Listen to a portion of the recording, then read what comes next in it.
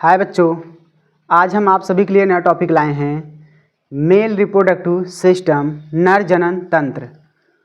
आज हम लोग इस वीडियो में बेटा नर जनन तंत्र के बारे में डिटेल में डिस्कस करेंगे कि जो नर जनन तंत्र होता है कैसे क्या होता है, क्योंकि अक्सर आप सभी के एग्जाम में नर जनन तंत्र के बारे में आते रहते हैं क्वेश्चन कि कैसे क्या होते हैं। तो जो नर जनन तंत्र होता है ये कैसे काम करता है, इसका नर में क्या रोल है, क्या करता है, तो आज हम लोग बेटा इसी के बारे में डिटेल में डिस्कस करेंगे।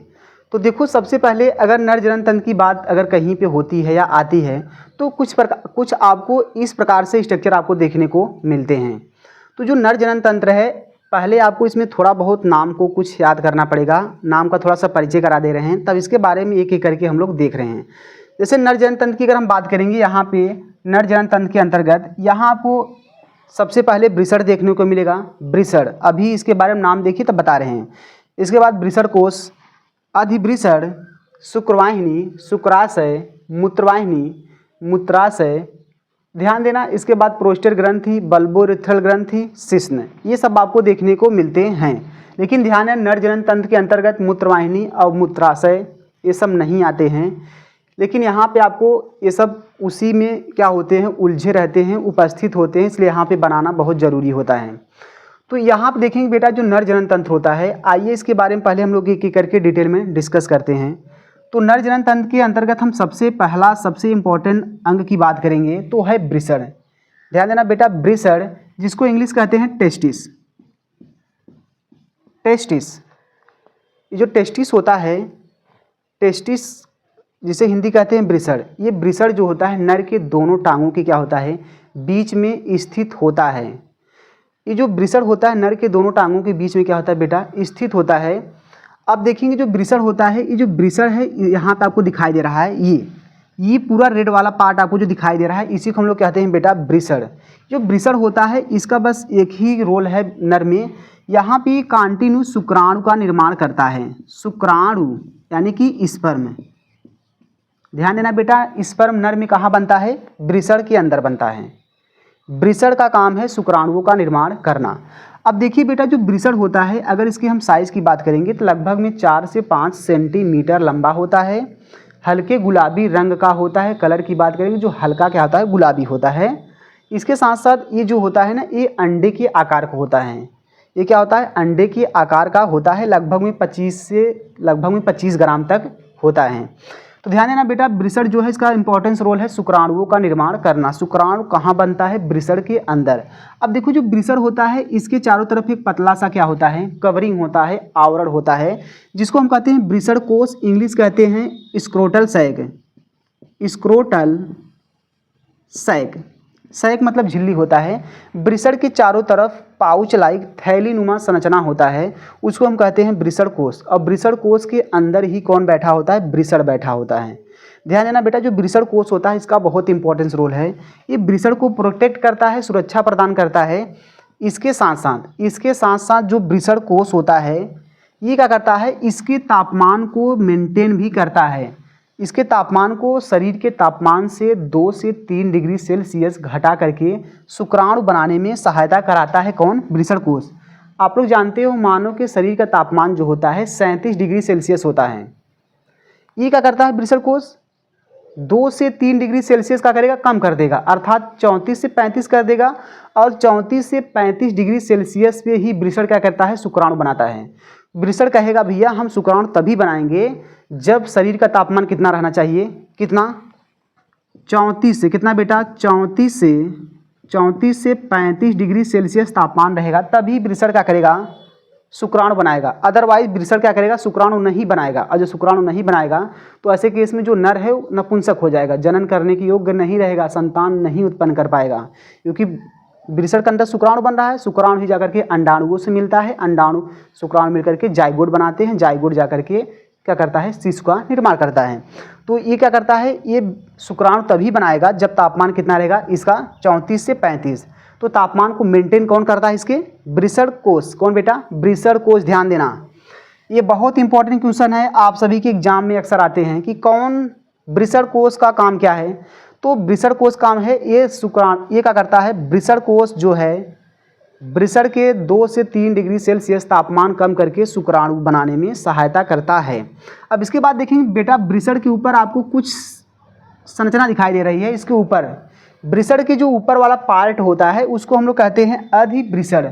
अधि का मतलब ही होता है ऊपर, तो जो वृषण के ऊपर है स्थित है उसको हम लोग कहते हैं बेटा क्या, अधिवृषण। इस इंग्लिश कहते हैं इपिडीडाइमिस। क्या कहते हैं बेटा, इपिडीडाइमिस। तो जो अधिवृषण होता है, अधिवृषण का काम क्या है, ये क्या करेगा, शुक्राणुओं को संचय कर लेता है। इधर से शुक्राणु जो वृषण बनाएगा तो बना करके इसी में ठूसेगा, अर्थात भेजेगा, भर देगा, इसी में भरेगा। बैग की तरह होता है, थैली की तरह, इसी में क्या करेगा, भरेगा। कौन भरेगा, ध्यान देना, यहाँ से वृषण शुक्राणु बनाएगा, बना करके आगे यहाँ पे किस में भरेगा, किसमें, अधिवृषण में। अधिवृषण में शुक्राणुओं को इकट्ठा करेगा, अर्थात अधिवृषण का काम होता है शुक्राणुओं को संचय करना, इकट्ठा करना। यहाँ पे अधिवृषण जो आपको नीले रंग से दिखाई दे रहा है, तो अधिवृषण जो होता है ये शुक्राणुओं को संचय करता है।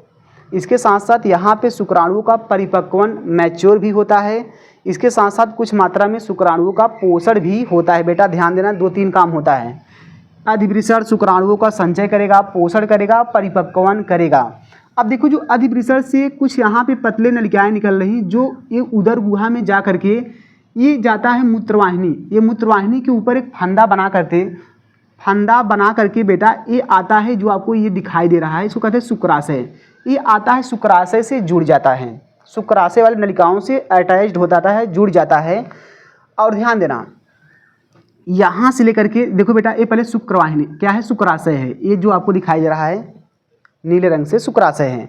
तो यहाँ से ध्यान देना, शुक्राशय और अधिवृषण के बीच में जो नलिकाएं आपको दिखाई दे रही हैं, यहाँ से लेकर के यहाँ तक, इसको हम लोग कहते हैं बेटा शुक्रवाहिनी, वास डिफरेंस। इसको इंग्लिश कहते हैं बेटा वास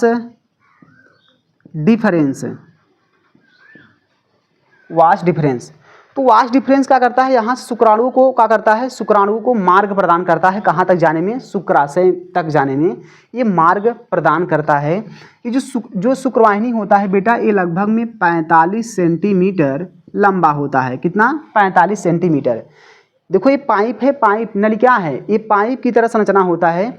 अब यहाँ से शुक्राणु इसमें से गति करते करते बेटा कहाँ पहुँचेगा, यहाँ से होते हुए कहाँ पहुँचेगा, यहाँ पे पहुँच जाएगा। कहाँ पे, शुक्राशय में। कहाँ पहुँचेगा, शुक्राशय में। ध्यान देना, शुक्राशय में जब पहुँचेगा तो शुक्राशय में बेटा निकलता है शुक्ररस। ध्यान देना, ये शुक्राशय है, शुक्राशय में जैसे शुक्राणु पहुँचता है वहाँ से निकलता है शुक्ररस। शुक्ररस जो होता है, शुक्ररस बहुत इंपॉर्टेंस है। शुक्ररस में बेटा ध्यान देना, शुक्ररस में 2 केमिकल होते हैं बेटा। पहला होता है प्रोस्टाग्लैंडिन, बहुत इंपॉर्टेंट है,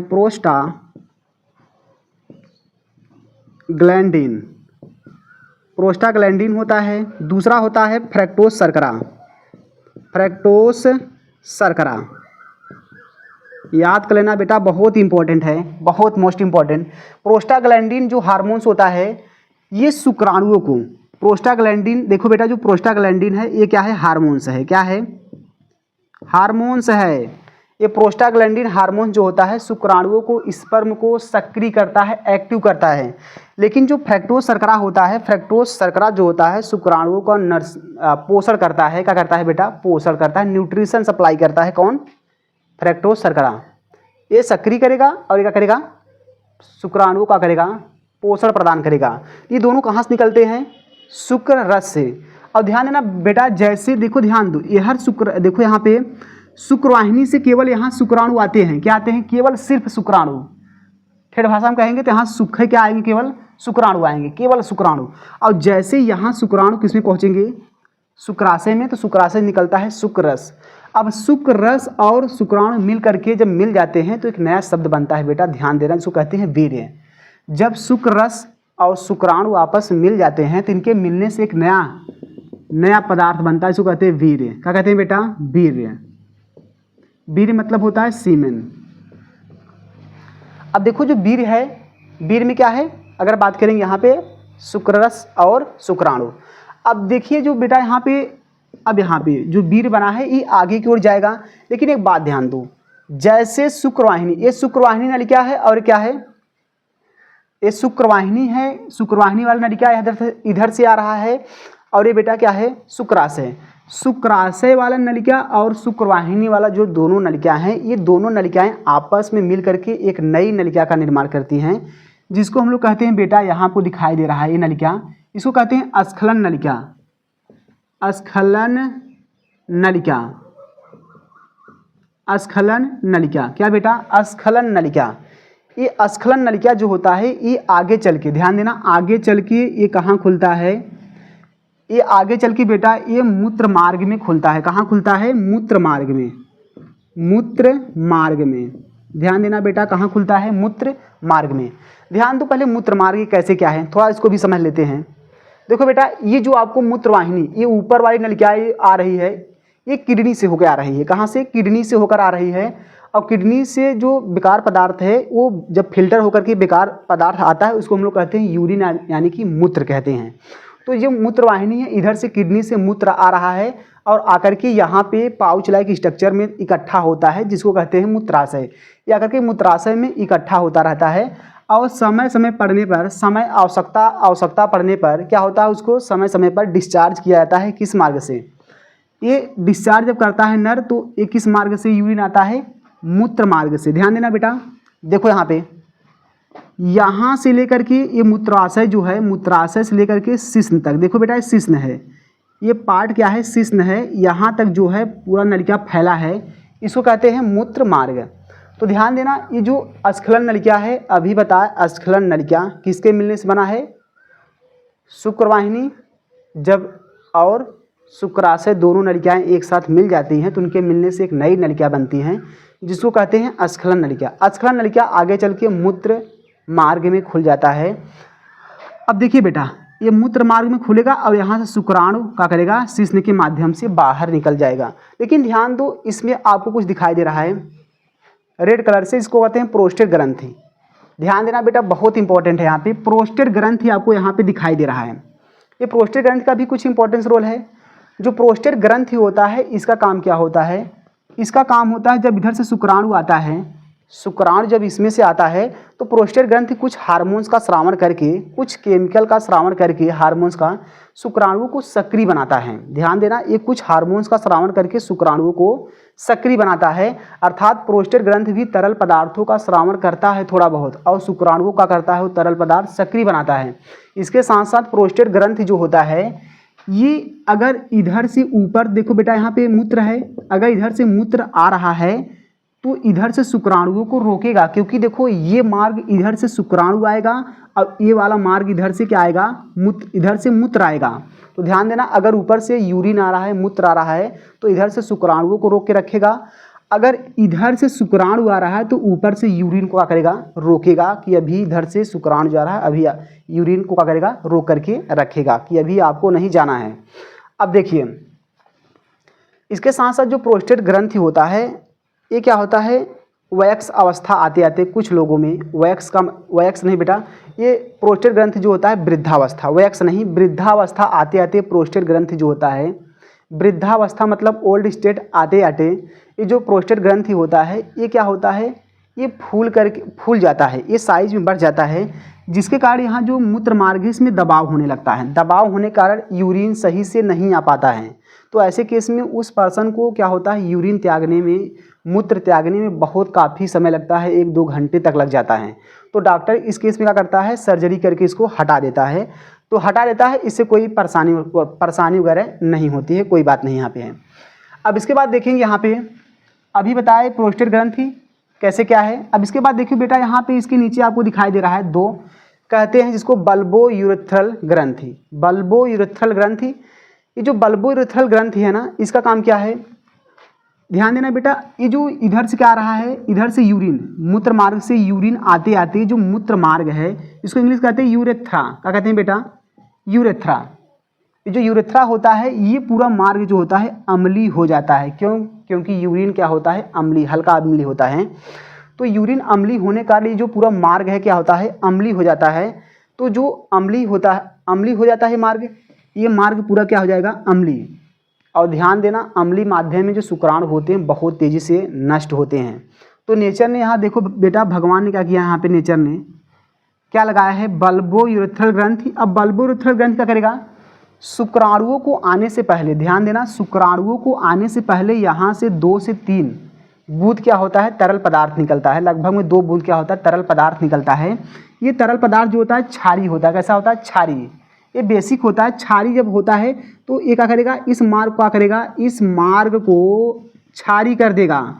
और ध्यान देना, क्षारीय माध्यम में शुक्राणु कभी भी नष्ट नहीं होता, उसको कोई प्रभाव नहीं पड़ता है। तो यहाँ क्या करेगा, ये शुक्राणु को आने से पहले ये मार्ग को क्या करेगा, साफ कर देगा, क्षारीय कर देगा, ताकि शुक्राणु अगर इधर से आ रहा है तो अम्लीय माध्यम में वो नष्ट ना हो, मरे न। अगर वो नष्ट हो जाएगा तो क्या बेटा निषेचन हो पाएगा, नहीं, निषेचन नहीं होगा तो प्रेगनेंसी नहीं होगी, और ऐसे केस में जनन नहीं हो पाएगा।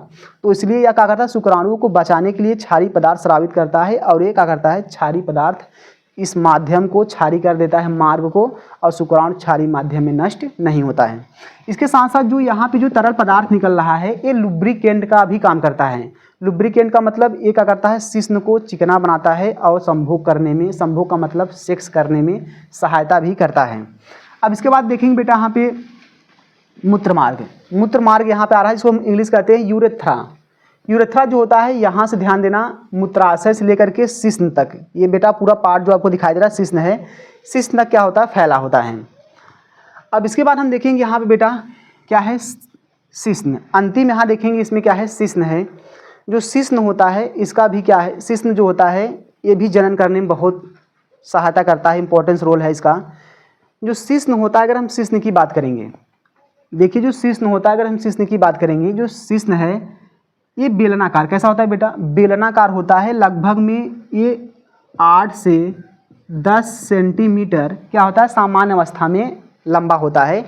8 से 10 सेंटीमीटर जो शिश्न होता है लंबा होता है। ये क्या होता है, बेलनाकार। जो शिश्न होता है बेलनाकार होता है। और जो शिश्न होता है बेटा संभोग की क्रिया करने में सहायता करता है। संभोग के समय जो शुक्राणु होता है वो मादा के वेजाइना में, योनि में क्या करता है, ट्रांसफ़र करता है, जिसके कारण निषेचन होकर के प्रेगनेंसी क्या होता है, प्रेगनेंसी कारण क्या होता है, प्रेगनेंसी होता है। अब इसके बाद देखेंगे, यहाँ ध्यान दो, जो शिश्न है, शिश्न की हम बात करेंगे। यहाँ पे ध्यान देना, संभोग के समय, संभोग के समय जो शिश्न होता है इसमें बहुत ज़्यादा मात्रा में, बहुत ज़्यादा इसमें क्या होता है, ब्लड भर जाता है। ब्लड भरने के कारण जो शिश्न होता है ये क्या होता है, शिश्न जो होता है टाइट हो जाता है, इरेक्ट हो जाता है। इरेक्ट का मतलब खड़ा हो जाता है, जिसमें क्या होता है, ध्यान देना, इसमें ब्लड भरने के कारण क्या होता है, इरेक्ट हो जाता है। इसके कारण इरेक्ट हो जाता है, और इरेक्ट होने के बाद क्या होता है, ये शुक्राणुओं को क्या करता है, शुक्राणुओं को क्या करता है, संभोग के समय मादा की क्या करता है, वेजाइना में, योनि में क्या करता है, ट्रांसफ़र करता है। तो जो शिश्न होता है कैसे क्या हुआ है, ये हो गया। शिश्न का बस एक ही काम है, क्या होता है, संभोग क्रिया के समय शुक्राणुओं को मादा के गर्भाशय नहीं, वेजाइना, योनि में क्या करता है, ट्रांसफ़र करता है। अब इसके बाद देखेंगे बेटा यहाँ पे ये सब नर जनन तंत्र के पार्ट हो गए हैं। अब इसका हम लोग क्या करते हैं, परिभाषा देख लेते हैं, क्योंकि परिभाषा जो है आप सभी के एग्जाम में अक्सर आते रहते हैं। तो इसका आइए हम लोग परिभाषा भी देख लेते हैं कि कैसे क्या है। और इसमें कुछ इंपॉर्टेंट पॉइंट ये भी है, ध्यान देना। यहाँ पे बल्बोयूरेथ्रल ग्रंथि का दूसरा नाम है बेटा काउपर ग्रंथि, इसको हम लोग काउपर ग्रंथि भी कहते हैं। थोड़ा इसमें आपको हम बता दे रहे हैं। नर जनन तंत्र की अगर बात करेंगे, वृषण, वृषण ध्यान देना बेटा संख्या में 2 होते हैं। कितना, संख्या में 2 होते हैं। इसके साथ साथ अधिवृषण, ये भी संख्या में 2 होते हैं। शुक्रवाहिनी भी संख्या में 2 होता है। शुक्राशय भी संख्या में 2 होता है। प्रोस्टेट ग्रंथि बेटा संख्या में 1 होता है। बल्बोयूरेथ्रल ग्रंथि संख्या में 2 होता है। मूत्र मार्ग संख्या में 1 होता है। और शिश्न क्या होता है, संख्या में 1 होता है। तो आइए इसका हम लोग परिभाषा देख लेते हैं कि कैसे क्या है। अब यहाँ पे हम लोग बेटा इसका परिभाषा भी देख लेते हैं, क्योंकि अक्सर आप सभी के एग्जाम में परिभाषा ही लिखना होता है, बहुत इंपॉर्टेंट है। आइए परिभाषा इसका देखते हैं। नर में जनन तंत्र श्रोणि मेखला में स्थित होता है, जिसके अंतर्गत एक जोड़ी वृषण, एक जोड़ी शुक्रवाहिनी, एक जोड़ी प्रोस्टेट ग्रंथि तथा एक शिश्न उपस्थित होता है, जो ये सभी जनन करने में सहायता करते हैं। ये बेटा परिभाषा इसका हो गया। तो इसमें कुछ आ रहा है श्रोणि मेखला। श्रोणि मेखला का मतलब होता है कमर। कमर जो होता है उसी को हम लोग क्या कहते हैं बेटा, श्रोणि मेखला कहते हैं। कुछ और इसमें आपको इंपॉर्टेंट पॉइंट बता दे रहे हैं, आइए देखते हैं इसमें। ध्यान देना बेटा, यहाँ जो वृषण है, वृषण को हम लोग कहते हैं प्राथमिक जनन अंग। ध्यान देना, वृषण को हम लोग कहते हैं प्राथमिक जनन अंग। इसके अलावा जितने सब यहाँ पे आपको दिखाई दे रहे हैं, इसको हम लोग कहते हैं द्वितीयक जनन अंग। क्यों कहते हैं? क्योंकि यहाँ जो प्राथमिक जनन अंग वृषण है, वृषण को हम लोग प्राथमिक जनन अंग इसलिए कहते हैं क्योंकि ये क्या करता है? शुक्राणुओं का निर्माण करता है। ध्यान देना, वृषण जो है शुक्राणुओं का निर्माण करता है, इसीलिए इसको हम कहते हैं प्राथमिक जनन अंग। वृषण को प्राथमिक जनन अंग कहते हैं। बाकी जितने सब है उसको हम लोग कहते हैं बेटा द्वितीयक जनन अंग। द्वितीयक जनन अंग जो होते हैं उसका काम होता है शुक्राणुओं को स्थानांतरण करना, इसके साथ साथ कुछ मात्रा में हार्मोन्स वगैरह का करता है, निर्माण करता है। तो जैसे अगर प्राथमिक जनन अंग की बात करेंगे, वृषण प्राथमिक जनन अंग हो गया। इसके बाद जितने सब हैं, जैसे अधिवृषण हो गया, यहाँ पे शुक्रवाहिनी हो गया, ये क्या हो गया बेटा? शुक्राशय हो गया, प्रोस्टेट ग्रंथि, बल्बोयूरेथ्रल ग्रंथि, मूत्रमार्ग, शिश्न, ये सब जो बेटा हैं द्वितीयक जनन अंग हैं। प्राइमरी सेक्स ऑर्गन और ये क्या है? Secondary sex organ. ये सब जो हैं आपको दिखाई दे रहे हैं। वृषण जो है प्राइमरी सेक्स ऑर्गन है, इसके साथ साथ जितने सब हैं क्या हैं? सेकेंडरी सेक्स ऑर्गन हैं। तो बेटा हमें उम्मीद है कि आपको अच्छे से समझ में आया होगा। अगर वीडियो अच्छा लगा हो तो लाइक कीजिए और हमारे चैनल को सब्सक्राइब कर लीजिए ताकि आप सभी को नए वीडियो मिलते रहें।